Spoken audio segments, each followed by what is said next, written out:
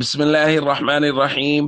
عن أبي سعيد رضي الله تعالى عنه قال قال رسول الله صلى الله تعالى عليه وسلم: الحسن والحسين سيدا شباب أهل الجنة. الحدیث رواہ احمد۔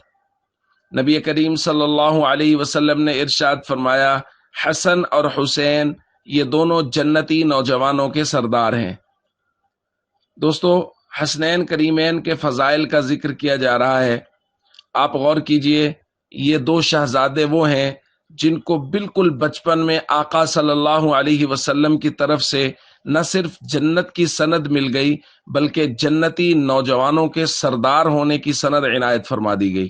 لیکن اس کے باوجود آپ حسنین کریمین کی زندگیوں کو پڑھتے جائیے، فرائض، ارکان اسلام، نوافل، سنن و مستحبات، اخلاقیات، صدقات واجبہ، نافلہ، ان کی زندگی بھرپور تھی اسلامی تمام تر اقدار کے ساتھ۔ اور ان کے مقابلے میں ہم 1400 سال بعد پیدا ہونے والے لوگ جن کی زندگی میں کوئی فضیلت نہیں ہے، ان کی حالت یہ ہے کہ وہ فرائض اور ارکان اسلام سے بھی غافل ہیں۔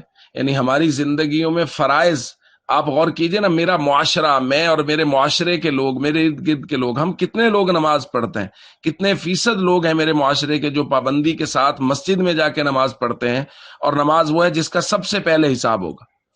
تو دوستو، حسنین کریمین سے محبت کا جو بنیادی تقاضا ہے وہ یہ ہے کہ ہم ان کی سیرت کو اپنائیں، ان کے کردار کو اپنائیں، اور دیکھیں کہ حسنین کریمین نے زندگی کیسے گزاری ہے۔ آقا صلی اللہ علیہ وسلم کے طریقے کے مطابق انہوں نے ساری زندگی گزاری، اور ہمیں یہ درس دے گئے کہ اگر سیدنا حسین رضی اللہ تعالیٰ عنہ کی کربلا کی وادیوں میں تمام تر مشکلات کے باوجود نماز نہیں گئی تو پھر یہ امتی کس منہ سے نماز چھوڑ کے حسنین کریمین کا دم بھرتا ہے اور ان کا نام لیتا ہے؟